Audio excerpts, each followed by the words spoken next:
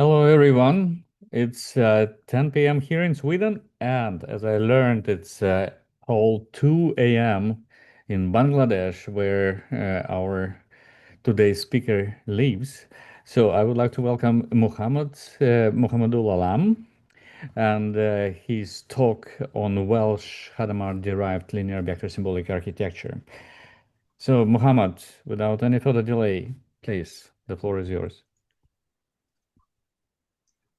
Yeah, thanks for the introduction. So today I'll be presenting my last paper from my PhD, Walls derived linear vector symbolic architecture, which was accepted from NeurIPS 2024. This is a joint work with Alexander Overly, my co-advisor, uh, Edward Ruff, and one collaborator, Stella Biderman, my advisor, Tim Oates, and another collaborator, James Holt.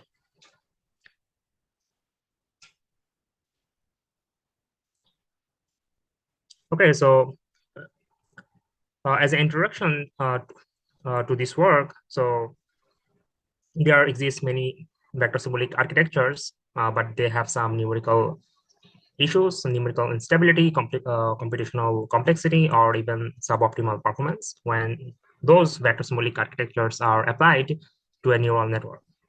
So in this work, we have introduced a novel vector symbolic architecture using that was originally derived from Walsh-Hadamard transformation, and that's why we named it as Hadamard-derived linear binding, or HLB. This new vector symbolic architecture supports both commutative and associative binding in linear time, so it's much faster. And along with that, we also proposed bimodal distribution, which is the initial condition of the vectors that avoid numerical instability. We have derived a lot of theorems based on the proposed symbolic architecture along with the bimodal distribution, which would be covered in this presentation. So before going into the details of the proposed method, so let's focus on what vector symbolic architectures are. So overall, we have symbolic representations, and there may be a different way we can represent symbols. One of the way is using vectors to represent the symbols, which we call vector symbolic architecture. There are many vector symbolic architecture exist, like multiply, add, permute, or map, vector derived transformation binding, VTB, and another popular choice, holographic reduced representations, or HRR. HRR was one of the main key focus in my PhD dissertation, where I developed a lot of different methods using HRR. And we started HRR as the base model and try to improve the mechanism of HRR using different transformation. And that led us to the development of the new architecture. So let's quickly recap how HRR works.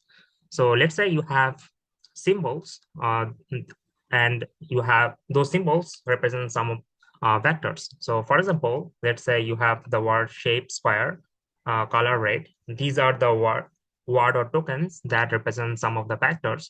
We can combine these tokens in a composite representation using the binding operation. The binding and unbinding are the cardinal functions of any vector symbolic architectures, and how they are defined would depend on the particular architecture.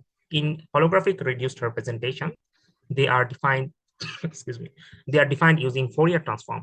Um, they could be implemented using Fourier transform, and they are defined using circular convolution.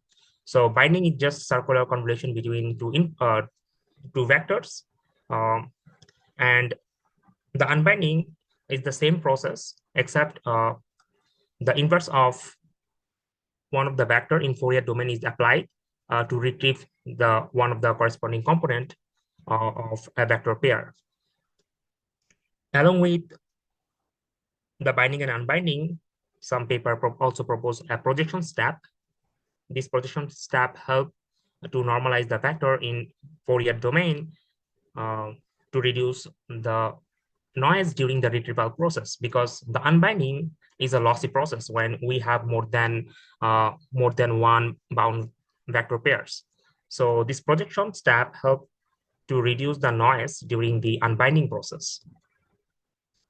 So based on this existing work, we started our research how we can replace the Fourier transform in HRR with Hadamard transformation. Now, there's a few reasons and motivations for that. So one of them would be since Hadamard or Walsh-Hadamard transformation, shortly known as WHT, it is equivalent to discrete multidimensional Fourier transform when it is applied to a d-dimensional vector. And unlike DFT, in Hadamard transformation, there is no irrational multiplications. It only works with the real numbers. So these are a few motivations for using Hadamard transform and replace the Fourier transform in the HRR architecture.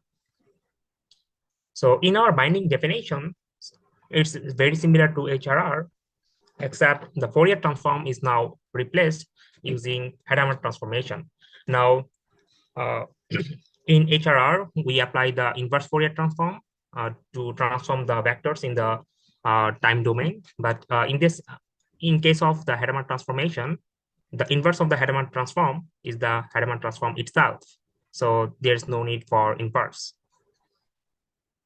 Okay, and additionally, we defined another parameter called rho. And now this parameter represents number of vector pairs that are bundled in a composite representation. Now, this parameter is very important because later we derived some of the theorem that involve this parameter. So let's understand what does this rho mean. So let's say we have bound a single vector pair, x1, y1. So this composite representation contain only single vector pair. So the value for rho would be 1. In this case, we are combining two vector pairs bound together. So x1 combined with y1, which is added with x2 combined with y2. So we have two vector pairs here. So the value for rho, it would be 2, and so on. For unbinding, we defined an inverse function. The inverse function is, let's say we have applied Hadamard transform to our vector, to the original vector. And let's say we have the inverse of the vector where we also apply the Hadamard transform and their dot product should be 1. From this, we derive the inverse vector that would help us to retrieve the corresponding component of one of the vectors. So it's very similar to HRR, except Hadamard transform is applied instead of the Fourier transform. And if we do the unbinding using this formula, we get this final result where when rho is equal to 1, that means we have only one vector pair. We can retrieve the another vector component without any loss. But when we have more than one vector component, rho is greater than 1, we have some noise associated with the retrieval process. Now, this is very common and standard in VSA when we have a lot of vector pairs are combined into a fixed vector space. There are some necessary noise generated due to the compression. But the amount of this noise was quite large and oftentimes overshadow the actual vector. And to overcome, other VSA like HRR, they use some sort of projections. So we also followed the same kind of approach. We try to apply different kind of projections so that the amount of noise could be reduced. So as a projection step, we applied the Hadamard transformation to the original vectors, and then we applied the binding process. So by applying the projection step to the input, and if we do the same binding and unbinding, and if we do work out the math, it simplifies like this. Now, when we have a single vector pair bound together, as usual, we don't have any noise when we do the retrieval. But when the number of vector pairs are more than 1, we have some noise associated with the retrieved vector. Now the previous noise without the projection step was eta naught. Now with the projection, the noise we are saying it's eta pi. And now the main question is, does applying the projection reduces the noise or not, which would be covered in the next experiment. But one thing to notice is that when we apply the projection step at our in our output, we can see that there is no Hadamard matrix at the output. So that means we can actually redefine our binding process as element-wise multiplication. So since these output don't contain any Hadamard matrix, we can just rewrite the equation into element-wise product of the vectors, and unbinding becomes the element-wise division with division of the composite vector with the query vector.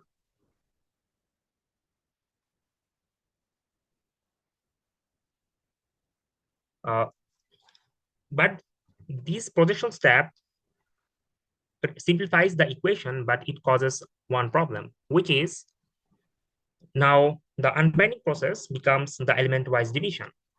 For the binding and unbinding process to work, we know the vectors need to have expected value close to 0. But since the expected values are close to 0 during element-wise division, it would destabilize the noise component and create a lot of numerical instabilities. So to overcome this issue, we propose a mixture of normal distribution, which is where we sample from two different normal distribution with one positive mean and another distribution of negative mean based on another uniform distribution. So if the values for the uniform distribution is greater than 0.5, we sample from negative normal distribution. If the values of the uniform distribution is less than 0.5, we sample from a positive normal distribution. Now this mixture of normal distribution have some benefit. If we compute the expected values of the vector, it would still become 0 because positive mu and negative mu cancel out. So the expected value remains 0, and that helps us to work with the binding and unbinding process without any interruption. But if we see the expected value for the expected absolute value, in that case, it's mu, it's not 0 anymore. So that means when we try to unbind using one of the vector component or the query component by dividing the vector using element-wise division, there would be less numerical instability because the values are shifted from 0. And also the expected value for the norm could be derived as square root of mu squared d. Now these are very useful properties that help us to derive much more derive some theorems. Those are much more useful. So if we sample our vectors based on this mixture of normal distribution, and if we do the experiment, we can show that both theoretically and with the experiment, that by applying the projection, the amount of noise is significantly reduced. So we have a mathematical proof how this noise component is reduced by applying the projections term. I would not go into the details of the math, but overall, when we have the projection, the noise component is much lower without applying the projection step. This is the experiment result where the number of bundle pairs, the number of vector pairs combined in the composite representation is varied along with the dimension of the vector, and we just plot the amount of noise for both cases when we don't apply the projection and when we apply the projection. And from the figure and from the experimental result, it's very clear that when we don't apply the projection, the amount of noise are very high. And when we apply the when we apply the projection, the amount of noise is much reduced. Oftentimes, it's half of the without the projection. So that's a significant reduction significant reduction of noise when we apply the projection step. So one of the key theorem that came out of our VSA is that when we try to retrieve one of the vector component using the query vector, we oftentimes perform cosine similarity to see how similar is our retrieve vector compared to the original one. Now, this is a very common it's a very common to do this kind of cosine similarity between the original vector and the retrieve vector in vector symbolic architecture. And we have figured out the cosine similarity in case of HLB or mixture of normal distribution. It changes proportional to 1 over square root of rho, which is the number of vector pairs bundled in a composite representation. Now, this is very very useful as this kind of relationship is not found in any other vector symbolic architectures. So this is the proof of the theorem where the cosine similarity is approximately equal to the 1 over square root of rho. And we have also have experimental results that shows that the experimental values closely align with the theoretical cosine similarity, where the similarity score drops by 1 over square root of rho. Now, since the similarity score is dropping as the number of bundle pair increases, that seems like a bad thing, since as more vector pairs are bundled into a single composite representation, we would have less similarity score. But this is not a problem. Since we have a mathematical relationship here, we can actually know how much reduction in how much cosine similarity is reduced due to different number of vector pairs bundled in a composite representation. So using the theorem, we can actually retrieve the cosine similarity scores. So for example, let's say we have some sort of cosine similarity. If we just multiply the similarity score with square root of rho, in case of positive similarity, that means we are calculating the similarity score between two vectors that actually present in a composite representation. In that case, if we multiply with square root of rho, that would increase the similarity to close to 1. And in case of negative vector pairs, where a vector component does not exist in a composite representation, in that case, the expected cosine similarity should be very close to 0. So if we multiply with square root of rho, that doesn't help to increase the similarity score. So it should be close to 0. So in our experimental result, we have seen by making the correction to the cosine similarity, those values actually matches with our theoretical results. So in this figure, we have the different number of bundle pairs along with the different vector dimensions, and we have got the similarity score, the cosine similarity score for each of the number of bundle pairs and the vector dimension. And as we can see here, when it's a positive case, that means the corresponding vector pair actually exists in a composite representation. The similarity score are very high. It's very close to 1 after the improvement.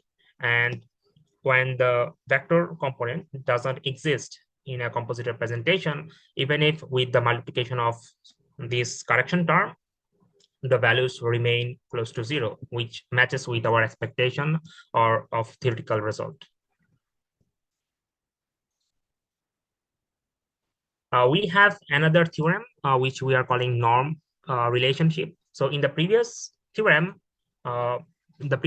requires that we know how many vector pairs are bundled in a composite representation. Now, let's say you have only the composite representation and you don't know how many vector pairs are already exist or how many vector pairs are combined into a single vector space beforehand. You have only the vector, you don't have any additional information.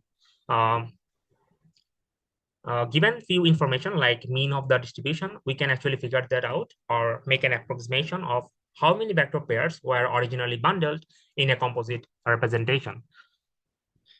So we have some mathematical proof for this theorem where we can show the norm of the composite representation, which is this chi of rho. So if we have only this vector, if we calculate the norm, that should be approximately equal to mu square. Mu is the norm of the distribution times square root of rho times d. Rho is the number of vector pairs bundled in the composite representation, and d is the dimension of the vector.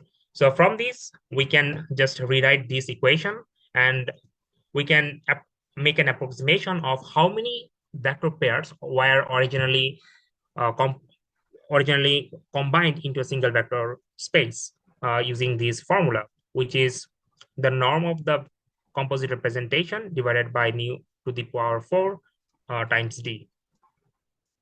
So now we have a way of knowing how many vector pairs were bundled in our original in our compressed or composite vector space. And based on this rho, we can then apply the cosine, the similarity augmentation, or make the correction to our cosine similarity term. So these are all the theoretical experiment and results. We have also successfully applied this HLP, or new vector symbolic architecture, in deep learning space. Specifically, we applied it to diverse deep learning applications and compare it with other vector symbolic architecture like HRR, VTV, and MAP.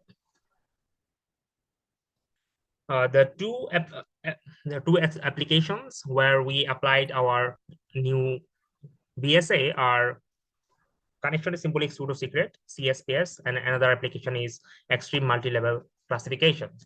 So before going into those results, so let's recap what those applications are.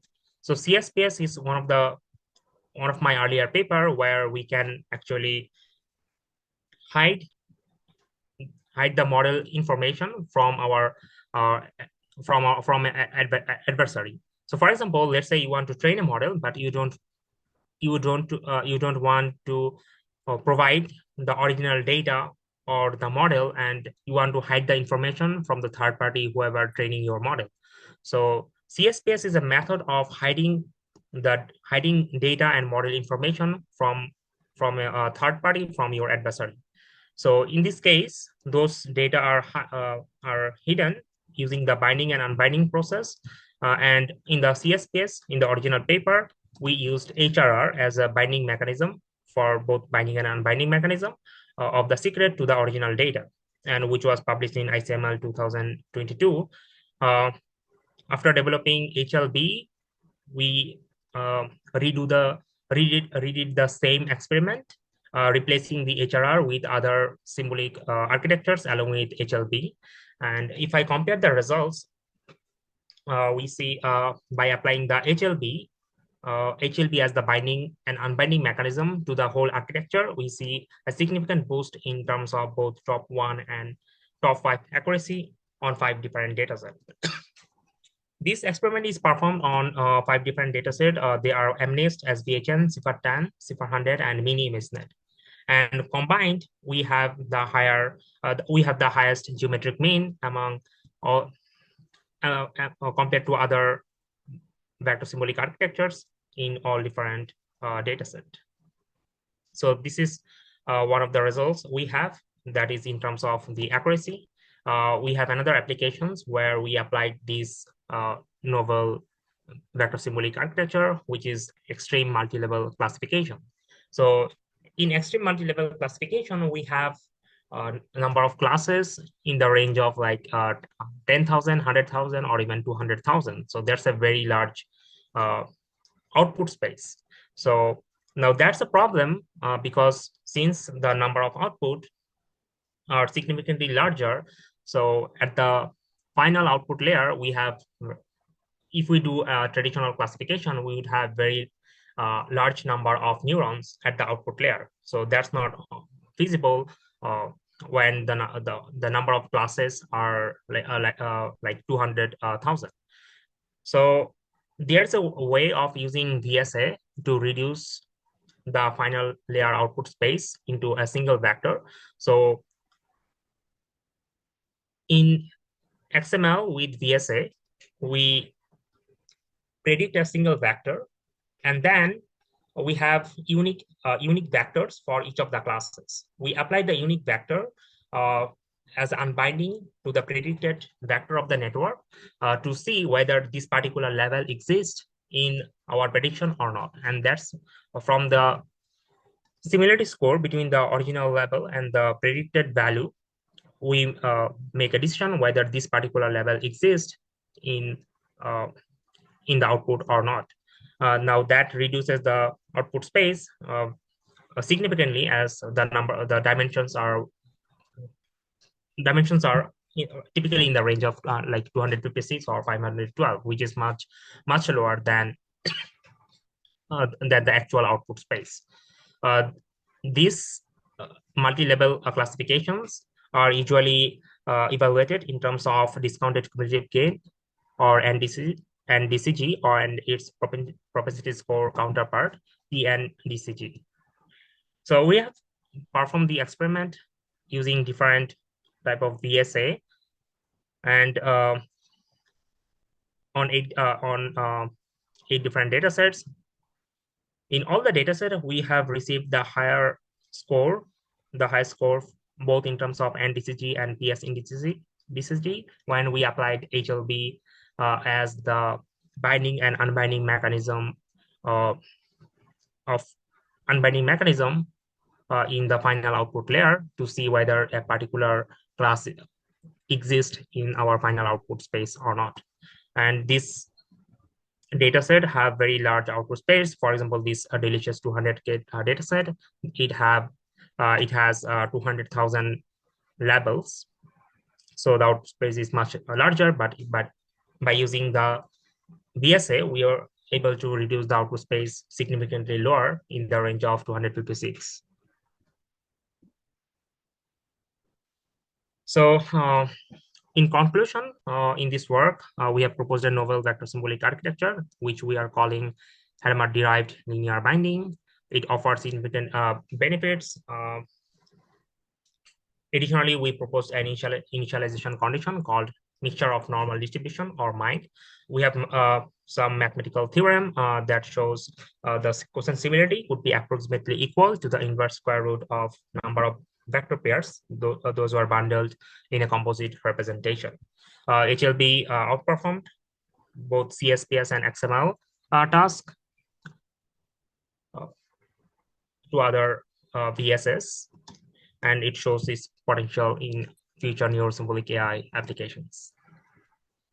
That's the end of my presentation, and thanks for listening. If you have any question, please feel free to ask. Mohammad, thank you very much for the great talk. Thank you. Maybe I can start with a question of my own. Um, so exactly this fact that cosine similarity is proportional to um, well, is a function of the number of pairs in the composite representation. How much computational overhead is actually introduced by estimation of this rho? I mean, if you in the context of deep learning. Uh, Pardon, can you please repeat the part? How much computation reduced? Yeah, so the computational complexity of estimating the number of pairs. So you need to basically to analyze each composite representation, right? Yes. Mm. Like in terms of like binding and unbinding, it's linear. When we perform the cosine similarities, so let's say you have 100 pairs, or those are compressed into a single vector space in our composite representation. Then we just apply one query and see the corresponding vector to the query exist in the vector in the retrieved vector or not, by applying the cosine similarity. Mhm. Does it answer your question? Like, Mm, I'm not super clear about the yeah, questions. I think so. Yes. Yes. Now let me ask now the audience if there are any questions.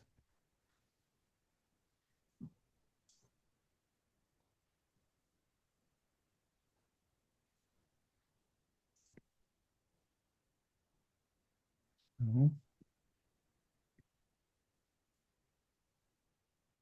Tony? Hey, Mohammed. Very interesting to see you using the Hadamard transform here, because that's something that I came across in the last couple of years and thought, oh, wow, this could be interesting as a binding operation. Um, but so I didn't really get how it would be different to, to element-wise multiplication, say in the frequency domain or convolution or other, why are the properties, are the properties really different? Like that cosine similarity relationship looks pretty similar to what you'd get with other binding operations. And I'm wondering if overall, what would be the reason for seeing different, characteristics in the experiments? Okay. Thanks, Dr. Blade, for joining us today. Your work's been really inspiration to me. So to answer your question, uh, we started designing the binding process using the Hadamard transformation, but throughout, like during the math, we have seen that the Hadamard transformation, the Hadamard matrix itself, it become cancelled out. So the final term doesn't contain any Hadamard matrix. So therefore, we can redefine the binding as just element-wise multiplication. Um, the property of cosine similarity that comes out of the initialization conditions. Because of the initialization condition and the way we are binding the vectors, that's why we are able to derive the similarity score relationship along with the number of bundle pairs. Now, the same kind of similarity, uh, so if you use like HRR or ZTB, you would see similar trend as the number of bundle pairs increased in a composite representation. Definitely the similarity score reduces. Uh, but the key difference is we can actually pinpoint how much reductions is happening when we have a particular value for a row. I think which makes it like super useful, since if we know somehow how many vector pairs were available were used to create the composite representation, we can actually predict how much percent similarity we will lose. Is it specific, by the way, is it specific to this to your way of binding, or one can get such an estimate in other VSAs? Yeah, from my experiment, yes, because I have tried with other VSS as well, so I couldn't figure out like any particular mathematical relationship between the similarity score, because the vectors are all, excuse me, excuse me, all the vectors are randomly sampled, and for different sample, you'd have like different similarity score. There is no like fixed. You can exactly pinpoint the prediction of how much similarity score would be reduced for a particular input. But in this case, the drop of the similarity score only depends how many vector pairs are bundled together, nothing else. So since the similarity score only depends on rho, which is the number of vector pairs, we can actually we can pinpoint how much accuracy would drop for a particular number of vector pairs.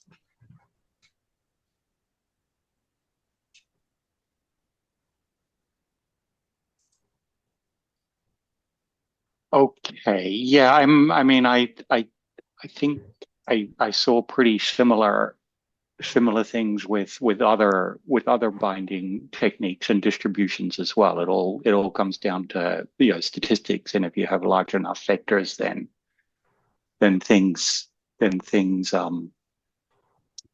come out in the averages, and you get predictable distributions of these drops. But maybe with this, the distribution has tighter bounds. I don't know. I'll have to. I saw that you have a an a related paper as well, so I'll have to dig into that.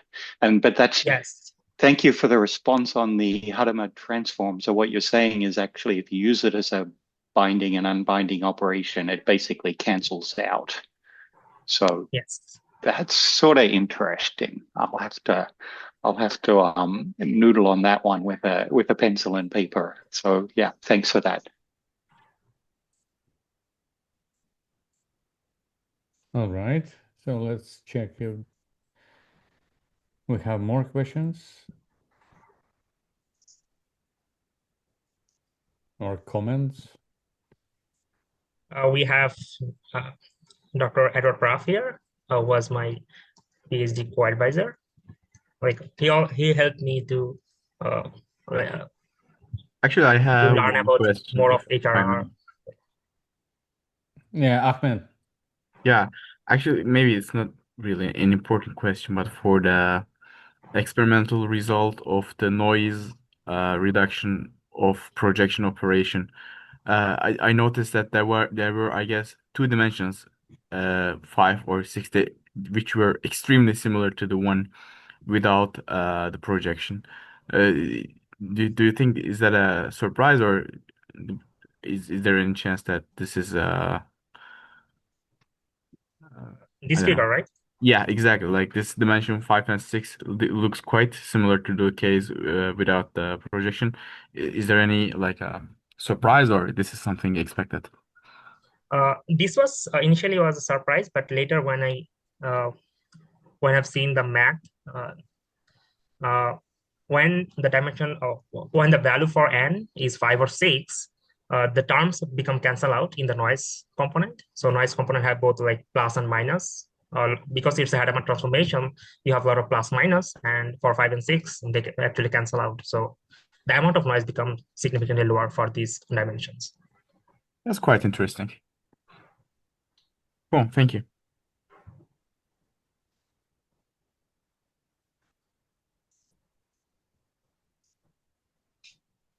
Okay. Any more comments or questions?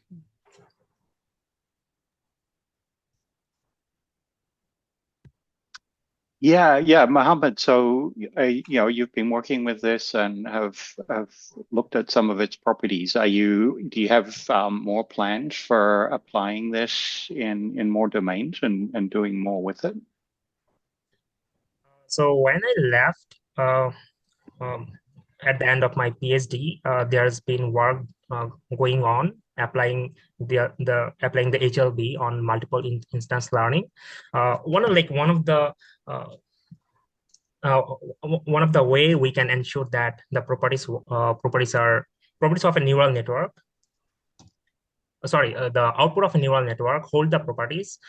We can apply loss functions because we have a specific properties of the distribution, which is the expected value is 0, but the absolute expected value is mu, and we have a relationship for the expected norm as well. So let's say we have some output of a neural network. We can apply some loss function to make sure that those properties are maintained. So the output generated by a network, the vector would have the properties of mind distribution. And now those vectors could be utilized for other downstream applications, which was applied for multiple instance learning at that time. Hmm.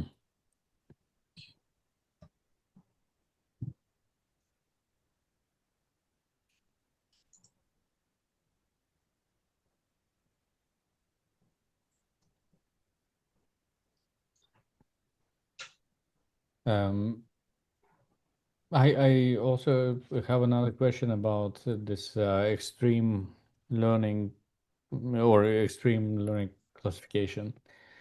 Um, of course, I'm sorry. I mean, I can read it, of course, in the paper, but maybe, I mean, since you're, I mean, here online, again, what was the idea So my understanding was that you embedded these labels in the individual examples and then you analyzed the inclusion of this specific label in the prediction, or is it correct understanding, or how did you did it? So this was based on one of the earlier paper from our group as well, where since extreme multi-level classification have very large output space, let's say 10,000 or 100,000, the final layer of the network become extremely larger. The logic layer, it becomes very larger, and you would have very large weight matrix for that layer because of the higher number of output space.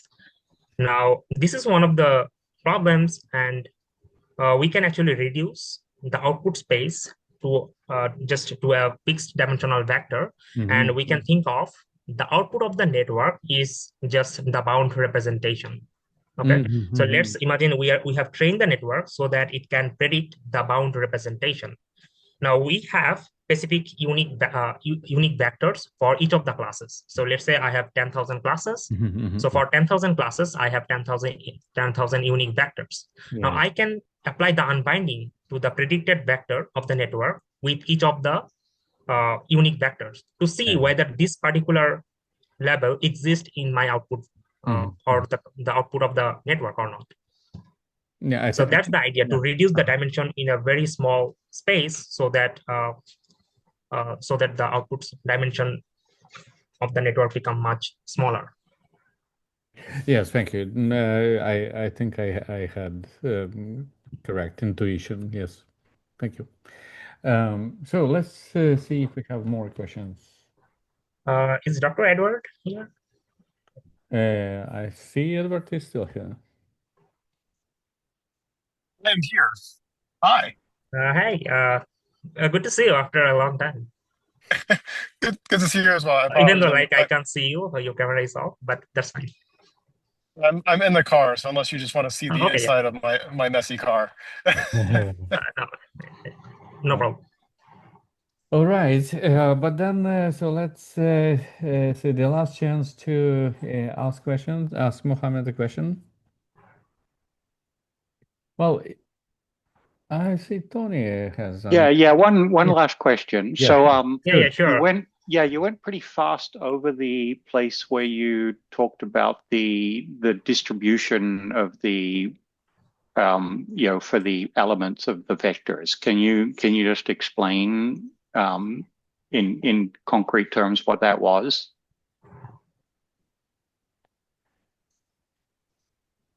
This slide, right? Yeah. So right. So okay. So omega here is what? Okay. Yeah. So this omega is the new distribution that would be used for our to sample new vectors for our calculation. Now, the way we are sampling, so for example, HRR uses sample vectors from normal distribution with zero mean and a specific standard deviation. But when we have some vectors that are sampled from normal distribution with zero mean, the values are the expected values are close to zero. Now that become a problem during the unbinding process for our specific binding definition, because we are doing element-wise division, and when values are very close to zero, it destabilize the noise component. So the idea was to shift the distribution into two different means. So we have a positive component, we have a negative component. So eventually, since we are randomly sampling from two different distribution, eventually the expected value would become zero. But if we take the expected of the absolute value, it would have it would be mu. So since they are shifted or away from the zero, it would not create any, it would not destabilize the noise component. And because this distribution have these properties that I was talking about, we can actually enforce these in terms of a loss function. So we can, let's say we have a network that predicts some output, we can actually enforce it using loss function that the expected value of the output must be zero, the expected value of the absolute value of the vector should be equal to some mu or some mean, and the expected value of the norm should be equal to square root of mu squared d. Okay, and so what are u, mu, and d here? Oh, okay, so mu is the mean of the distribution and d is the dimension of the vector. Okay, so as the vector dimension gets, so this is a bimodal distribution. It's basically a mixture of Right. two normal distributions, and they're just centered at positive and minus mu, and they have that's the variance is 1 over d, correct? So Yes. yeah, so if d is very large, then the variance is very small. Could this just be the distribution of minus mu with 50% chance and positive mu with 50% chance? What happens if you use that as the distribution? Since we are using another uniform distribution for the sampling process, eventually the values that are sampled are 50% from positive mu and 50% from negative mu, and that's why this properties works. When we combine the values together, the expected value would remain 0, but the absolute value would have a positive value. Yeah, but Yeah, that's so going to be you would have a very narrow normal distributions because the variance is very small. You would have a distribution with two peaks on two mean like plus mu and minus mu positions, and they have a very small variance. Yeah, and I'm just wondering what happens if you just drive, and replace the 1 over d in the normal distributions here by 0. Does the whole thing still work? I think we no. I was Yeah, gonna say I think we tested that. It's been a while, so I don't remember exactly for sure. And it did, like, mechanically it ran, but the results weren't as good from what I remember. yes. My intuition is that for like d less than infinity, you gain like value information from having a continuous range of values. And that, like, if you go to infinity, then yes, it converges to the same thing as like -1, 1 if you set mu equal to 1. But for finite dimensions, there's utility in that middle range. End of thought. Yeah. That's what I was thinking. Is this just in the end converge on the same as if you use just basically binary values of -1 and +1. But okay, thank you.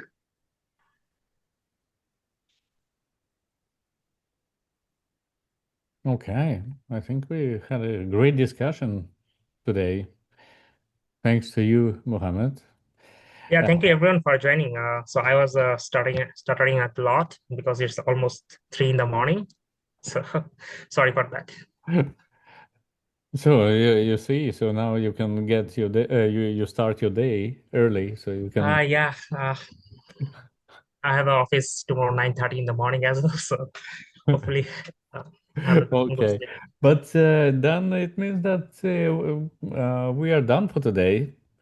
And so thank you all for joining us, and see you in 2 weeks from now. Check the schedule. So now all the slots are complete. So very exciting program in front of us until Christmas. So I see you in 2 weeks from now. Thank you all.